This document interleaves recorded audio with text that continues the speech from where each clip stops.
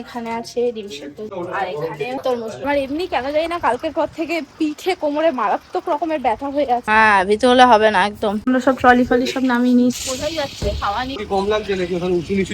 ঠিক আছে এখন আমার কিন্তু ঠিক আছে। ওই জায়গাটা উঁচু নিচুর জন্য চাকাটা এরকম লাগছিল, এখন ঠিকই লাগছে। ছেড়ে দিয়েছি, তুমি নিয়ে নাও এবার। গুঁড়ো না পড়ে নিচ্ছি। আমরা এখন রাস্তার মাঝখানে দাঁড়ালাম, সব বড়রা এখন চাটা খাবে। আলু ভাজা, ডিমের অমলেট, বেশি পেটে প্রেসার দিয়ে আজকে লাভ নেই। কি সুন্দর না ব্যাপারটা। দাদা কোথায় গেছিলে? মহারাজায় তো প্রচুর জ্যাম, ওই মধ্যে থেকে টুকটুক করে যাচ্ছি আমরা। সব থেকে বেশি এই দেখো সামনে হচ্ছে আসল লেজেন্ড বাবান। আর এই যে ঢোকার মুখে একটুখানি জ্যাম পেতে, এই ঢোকা একবার উঠে গেলে আর জ্যামটা থাকে না।